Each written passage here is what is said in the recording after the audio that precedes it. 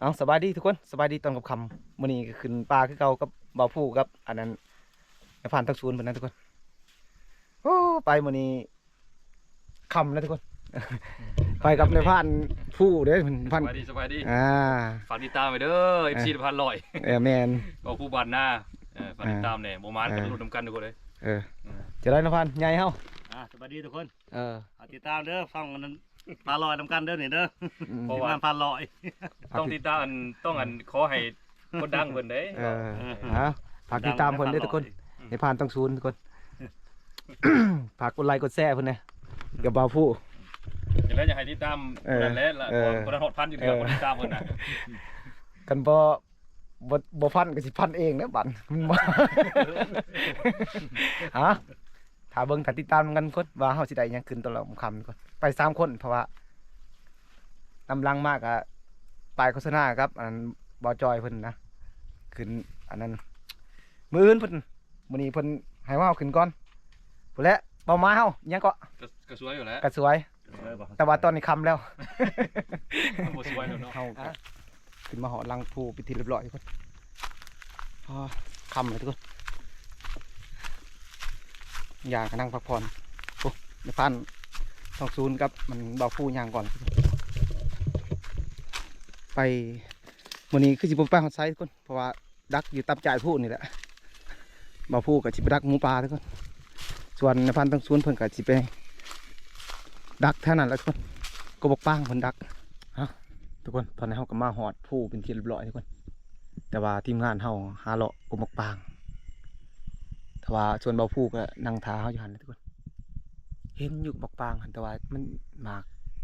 กับโบราณนะทุกคนตัดต้นมันอยู่ใส่เห็นแต่ไหนมันทุกคนบริจกแพทออกมาทุกคนเขามาพอนำค่ำทุกคนนำค่ำของสัตว์ป่ามันกินนะไปเห็นมาทีไปน้ำไหลออกบ่อทุกคนนี่เอากระชีขวัดไปจะหน่อยนี่ทางมินทางหอนลงมาแป้นนี่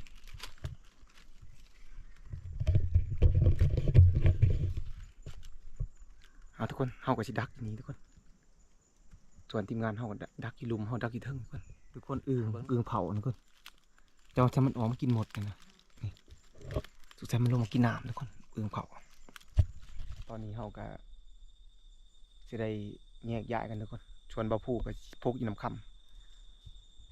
นายพันใหญ่เพิ่นก็ไปเบิ่งแล้วก็มิดเลยจังใช่เป็นพอกวงใหม่ทุกคนเอาสิปลาเพิ่นอยู่นี่นะมองเขาเคยพอทุกคนมินฮอนแมลงลงนี่เบิดแมลงเบาผู้จัดการแทนจะได้แมลงมีความมั่นใจอยู่บ่ เจ้าว่าเจ้าฝากฟังหาจ้ะ เอาคักได้เรื่องเอาคักได้แมลง ได้ทับแน่นอนเจ้าว่า เด็ดได้แมลงนี่อลีได้แต่นี่ยังทะเลคำยังคือขาเลยเจ้าอยู่นี่เด้อโอเคแต่ว่าข่อยสิไปหม่องอื่นใกล้ๆกันนี่แหละแต่ว่าบื้อเช้ายังพอกันชีสวยๆเพิ่นเลยเด้อคือว่าพังเสียงในพันใหญ่เพิ่นอันนั้นแหละยังมาเช้าแต่ว่าข่อยมีแต่ว่าแนวใดอู้เราบริหูนอกบอลอยู่เจ้าก็ต้องโอ้ยเราโหบางอยู่นี่เฮาได้ยินอยู่เด้อทุกคนน่าจะไปบ่พูดนี่ชวนเฮาไปทางนั้นถ้าเบิ่งนำกันว่าทุกคนปางทุกคนนี่หัวใหญ่ขนาดเลยทุดยอดเลยปูถีบเลยมาแล้วทุกคนทุกมากินพวกป้า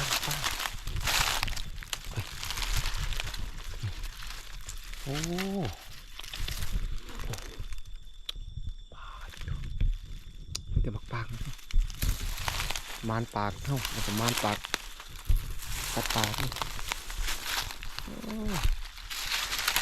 ของแพะทุกคนเอาไปนั่งอยู่นี่ทุกคนนั่งพวกนี้แหละยิงงูไว้ยิงบางถาเบิ้งน้ำกันนี่ทุกคนตามเขาเบิ้งกันก็จะเป็นบางนะทุกคนกิน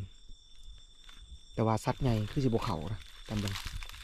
เขาก็จะเป็นแบบอันนี้มันสมนี่ทุกคนนี่เนาะ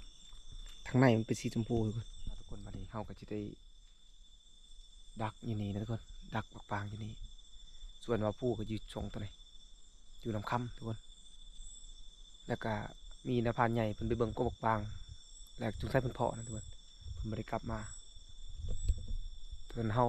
ว่าสิไปต่อคือกัน แต่ว่ามาเห็นกบบักปางอยู่นี่เลยหยุดอยู่นี่ทุกคนช่วงนี้ก็ยุ่งก็หลายนะทุกคนเพราะว่านั่งมันก็มียุ่งหลายก็เลยกางมุ้งไว้ทุกคน เพื่ออาศัยว่าสัตว์ป่าพวกเขาบ่ได้เป็ดยันว่ายุ่งหลับไปเลยอย่าหลับทุกคนกางมุ้งไว้ทุกคน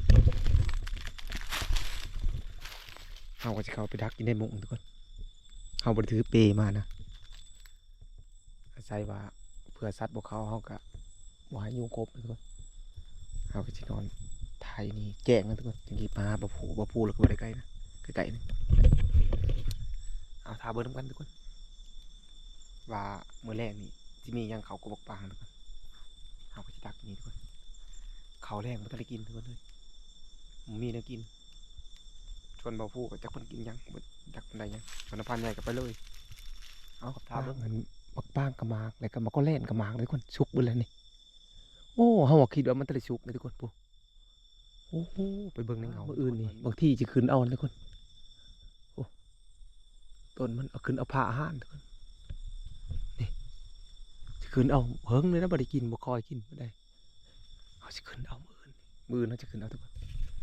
ไปเบิ่งอยู่พื้นมันทุกคนว่ามียังกินอยู่ลุมไปทุกคนมักโคแลนทุกคนเขาคิดว่ามันทะเลชุกนะดิโอ้สัตว์ป่ากินขนาดทุกคนนี่นะทุกคนหมากมันตัวมันหลุดปากสัตว์เป็นประเภทเมนเพศฮอนเพศอะไรยังเห็นนะทุกคนนี่มันหลุดโอ้สุกเลยทุกคนทุกกินได้นะทุกคนนี่เขาจะกินในเบิ้งทุกคนหวานทุกคน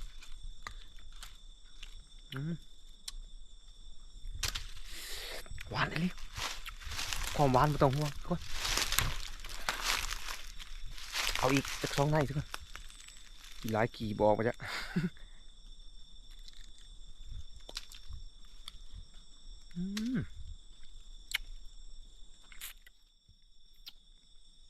มักโคแลนทุกคนบ่แม่นมักเงี้ยวแต่ว่าหลายคนนั่นเอิ้นบ่คือกันทุกคนแต่ว่าส่วนบ้านเฮานี่เอิ้นมักโคแลนทุกคนครั้งแรกทุกคนปีนี้กำลังมันได้กินเฮาคิดว่ามันทะเลชุกนะเมื่ออื่นนี้กระหอกยังทุกคนเขานี่เบิดตัวเลยตัวใหญ่ตัวนั้นทุกคนนี่ทุกคนหมากตัวมันกินนะทุกคนจักกระหอกจะเอียงนะนี่ผู้ที่ป้าทุกต้นเพื่อนยืดทึกหมดได้สูงทุกคนมักปางกับมักกอแลนทุกคนนี่แตกต่างกันนะทุกคนมักกอแลนมันจะเป็นน้ำทุกคนแล้วกับมักปางมันจะเป็นแบบเกี่ยงๆเหลืองๆนะใกล้ๆกันทุกคนใกล้ๆนะต้นมันนี่มันแรง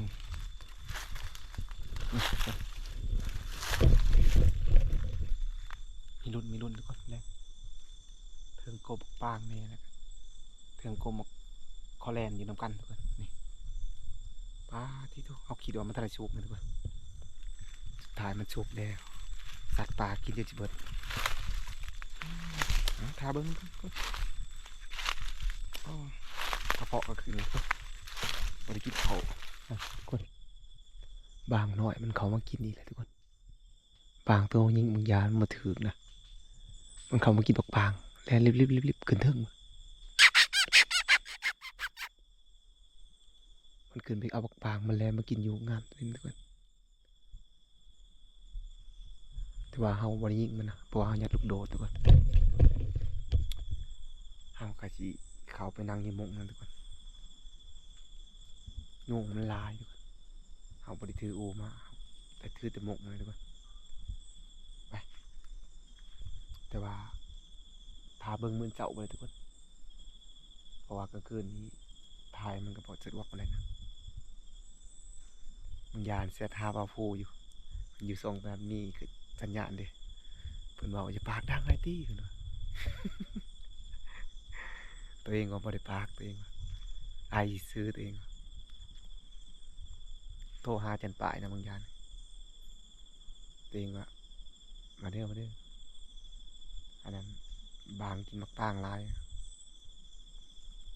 มืออื่นเพิ่นขึ้นนะทุกคนมืออื่น3 คน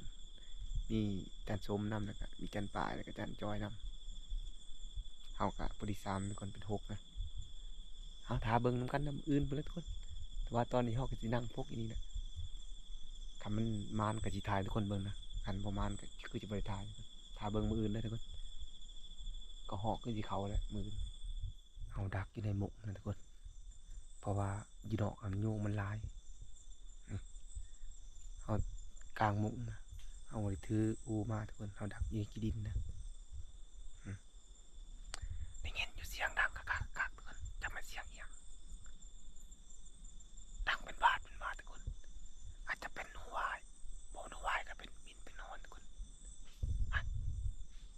เห็นบ่ได้ยินเลยทุกคนมันจะเข้ามากินลูกบางครับมันนั้นมักโกแลนทุกคน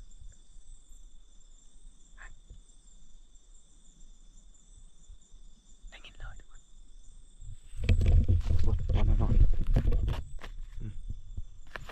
นอนดักนะทุกคนกลางมุงตัวนี้ก็แนวแก่ทุกคนแนวแก่ก็นอนแก่นอนทุกคนตื่นยามดื่มนะพวกมันเรานะครับกันว่าเอียงดังทุกคนเอาว่าเอียงดังก็แค่หนูหน่อยอยู่เลยยังมาเบิ่งก่อนอะโกอึ่งทุกคนหันอึ่งมันมาจังได้นี่เหยียดกิ่งนิ่งเลยโอ้นะเอาคีวานูนะเอาพังตันดนเห็นปะอันนี้สมควรมันกันนะเนาะเดี๋ยวเราจะเอาไม้เคลียร์นะ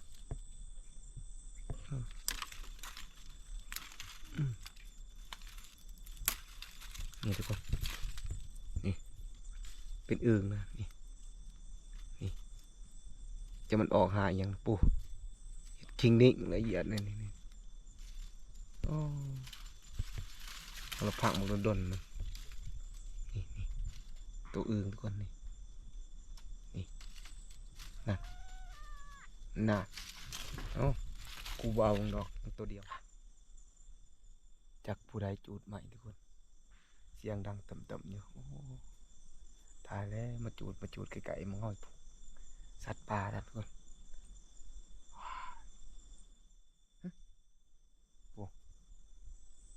ได้ยินไหมทุกคนขนาดกลางมุงนะยุ่งลายขนาดทุกคนโอ้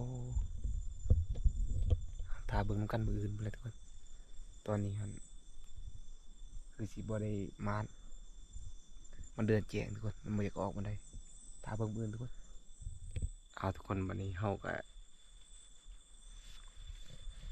ผมมีอย่างไรทุกคนแต่ว่าสัตว์ป่ามันว่าเขาหรอกทุกคนแต่ว่าเฮาเป็กกระไร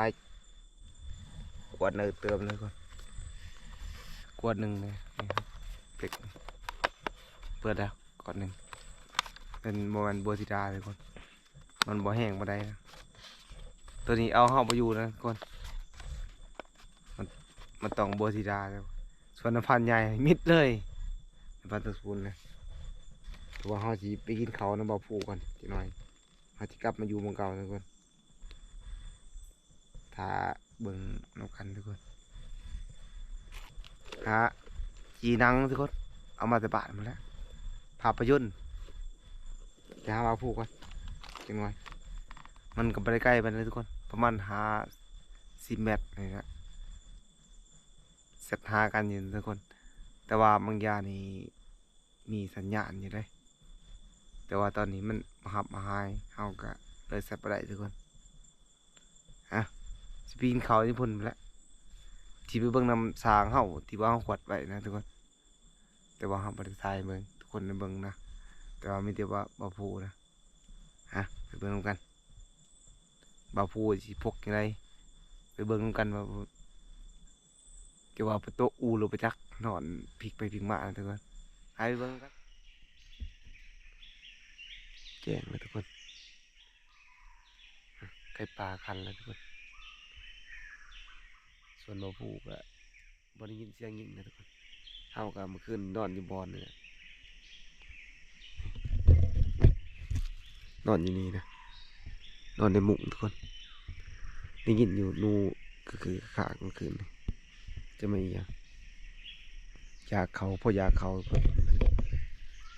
กินเขาพอจะกินเขาคืนบ่มีกระไผ่ถือนางมาแต่เหือนมาเลยทุกคนนางนี่แหละนะไก่ปลาคันแต่ว่าเฮาบุไปหรอกกี่ขันไปยิงมันบ่มียังกดเก่าเมื่อคืนนี่โกงปลาตัวนี้กลมเขาแล่นทุกคนหมากลายได้เมื่อยลายว่าพูจะขึ้นนี้มั้ยจ๊ะแต่ว่าห้ามบุไปหรอก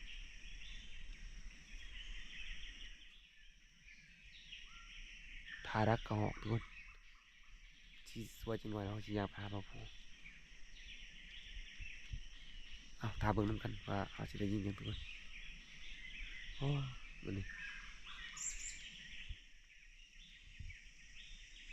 นอนม่วนดีทุกคนมันนอนกลางมุ้งเลยทุกคนนอน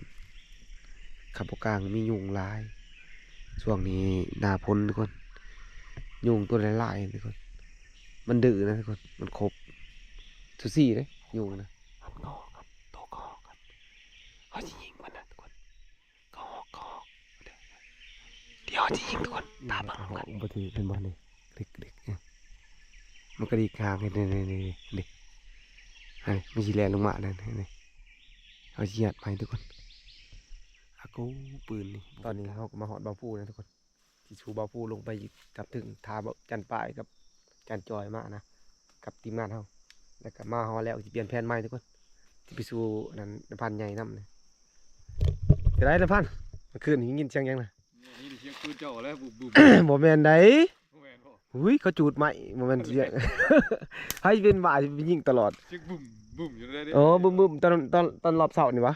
แม่นเช้ากับ2เถื่อคืนนี่เทื่อนึง รอบเสาร์หันยิงกระหอก2 บาทยิงกระหอกบ่ถือก็คืนนั้นยิงหนูบินกระหอกบางมันจะได้ไปเห็ดอันนั้นไปตะหืนมันหลีมันดึงบักปางมาบักปางนั่นหันฮะบักปางกับบักคอแลน แต่พอหล่นชั่วอยู่ มันปิดว่าปึ๊บมันก็นั่งกินก็แล้วมันยิงหมาตัวนั้นบ่ถือเอ้ยก็ว่า เกี่ยวมาแล้ววัน เอ นี้ อ แต่หันเช้าแล้วบ่พอยังเมื่อคืนนี่ โอ้บ่พอยังนะ โอ้เด็กแลนกลายเป็นการบ้าน นั่นนั่นบ่ เฮ็ดหยังคือเวียนแน่นี่ หลุดกงใหม่วะ ใส่ คือเป็นเวียนมัน แต่ว่ายังบ่เวียนล่ะ ฮะ จะได้ฮู้ เจ้าบ่จัก ใช่บ่ไม่สิเวียน เฮ็ดคือเวียนคักเพิ่นเด้อดิ บ่ได้ บ่ยันว่าอยู่เดียวข้างแห้งดูกงใหม่ ขึ้นพูดแล้วก็นอนเลยเด้อบ่ได้บ่เวียน สัญญาณแห้งกระดาษอยู่หั่นล่ะอุ้ยซ้ำสิเซตสิได้แต่บ่มีผู้สาวเสร็จฮะ ได้ยิงเอานี่โอ้อาสัญญาณ เฮ็ดจังได๋โอ้ยเบิ่งที่ของข่อยอยู่หั่นว้าย บทสัญญาณ ซ้ำสิเลนบ่น้ำมันก็คล้ายๆกันสิมันคล้ายกงใหม่บ่จัก มาไปสวนพันใหญ่ เอาทุกคนบัดนี้เฮาไปสู่ออนพันใหญ่ทุกคนไปทำถึงนะ1 เขาว1 น้ำกินเขาวแล้วก็หมู่มาแต่บ้านแล้วก็มีแทนใหม่ไปทางใหม่ทุกคน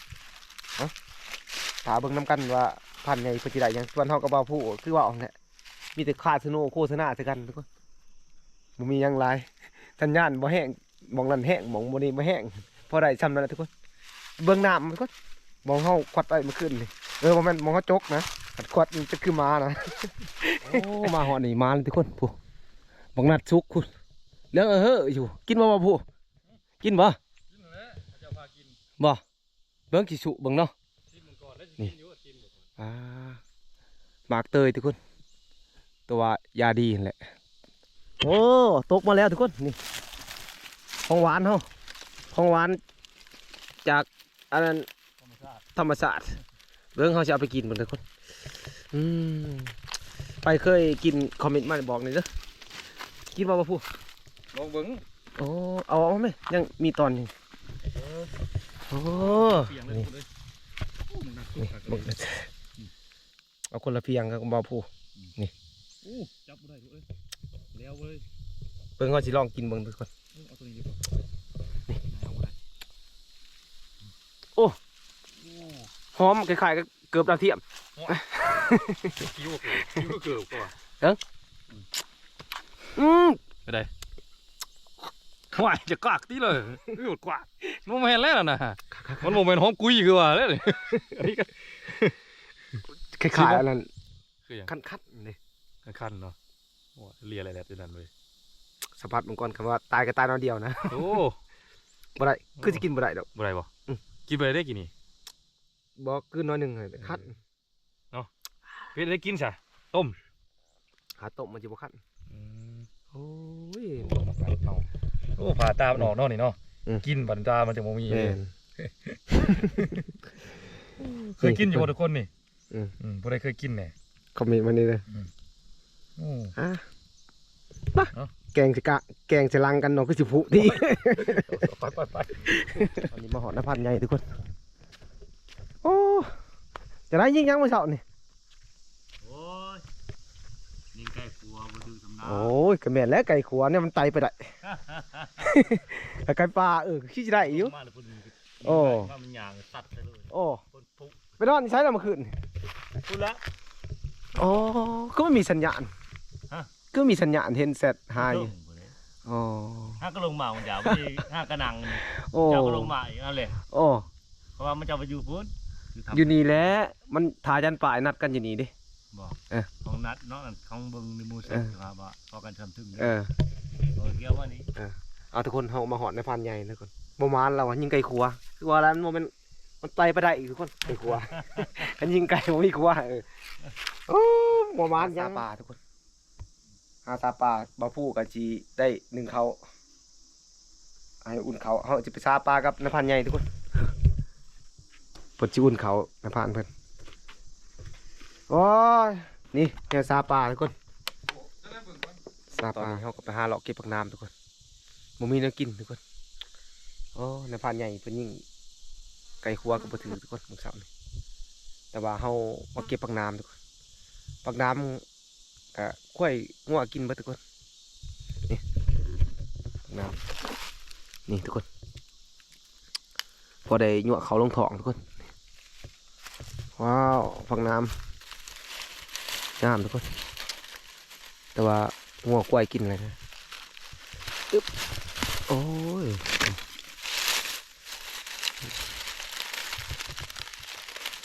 โอ้นี่งามๆเลยทุกคน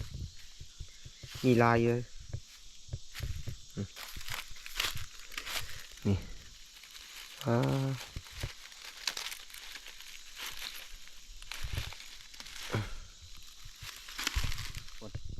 งัวมันกินนะกล้วยงัวมันขึ้นมากเลยนี่ผักน้ำว้าลวกกินนี่กินผักกินยาไปเลยทุกคนจะได้ซะยิงยังกับถือมาจากมานไปเลย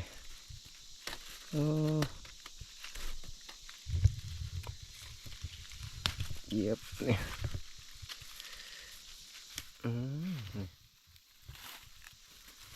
ทายเต๋อไปเลยคนนี่กระแมนเลยนี่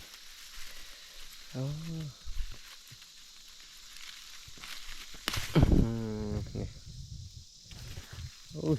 ผักลายผักน้ำทุกคน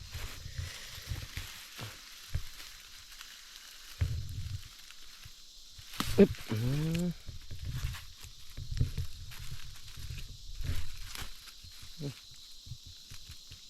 เขาเอิ่นบ่อนน้ำทุกคนนี่เขาเอิ่นผักน้ำบานเขาไปถึงกระถอกกระทงนี่ที่ว่าถือถ้วยมานี่ถือมาเพื่อว่าซาโบกซายังทุกคนแต่ว่าโบกมีปลาเขากับบริซานะทุกคนนี่ผักน้ำตัวเขาเก็บได้ทุกคนเขาเก็บบางอย่างนะมีตัวหน่อยแต่ตัวใหญ่ทุกคน มันบ่สมบูรณ์ปานใดเพราะว่าช่วงนี้มันก็ช่วงกล้วยงวมันขึ้นมาทุกคนมันกินใบมันถ้าเกิดว่ามันบ่กินใบมันก็สิบ่ได้เกิดนะทุกคนกินใบใหญ่มันสิไปหาลวกกินทุกคนนี่บางคนเขาเอิ้นว่าบอนน้ำนะแต่ว่าเขาเอิ้นปักน้ำนะบ้านเขานี่ทุกคนนี่ยอดพอดีงามๆทุกคนขาดบ่ได้ก็คือเหล่าข้าวเขาทุกคนนี่ตัวนี้โมไม่นโฟกัสทุกคนแต่ว่ามักกินเนี่ยจีน้อยนี่ทุกคนบริย่างเนาะบัดนี้แต่ว่าทิ้งแต่ปากนี่โมมีหยังหรอกยำหนังทุกคน แต่ว่าเฮากะสิย้ายบ่อนะทุกคนหลังจากกินเขาวกินน้ำแต่ว่าเฮากินเขาวเฮาบ่ได้ทายทุกคนเบิ่งนะแต่ว่าเป็นหยังคือบ่ทายมันยากทุกคนแต่ว่าเฮาก็กินเหล้านะจักกินไปจับของไปจักปัดเขาแล้วบ่ได้ทายให้ทุกคนเบิ่งนะคนบัดนั้นทีนี้ไม่สิดีว่ะบอกคือสิย้ายบ่อทุกคนบ่พูดแต่ก็เฮาสิย้ายบ่อนทุกคนแต่ว่าบ่มีหยังหลายทุกคนเนาะคลิปเฮาก็จบเพียงนี้ทุกคนนะฟันแล้วทุกคนเอ้ยแต่ว่าเห็นบ่เห็นบ่จักคักบ่คักนี่แม่ก็เบื่อต้อมเลยนี่โอ้แต่วันมินจะมันข้าวทุกคนคลิปเฮาก็มีหยังหลายทุกคนฮะหลังจากที่ว่าเฮาบ่ได้ถ่ายทุกคนกินข้าวกินน้ำแล้วแต่ว่าจบเพียงเท่านี้ทุกคนตามคลิปต่อไปทุกคน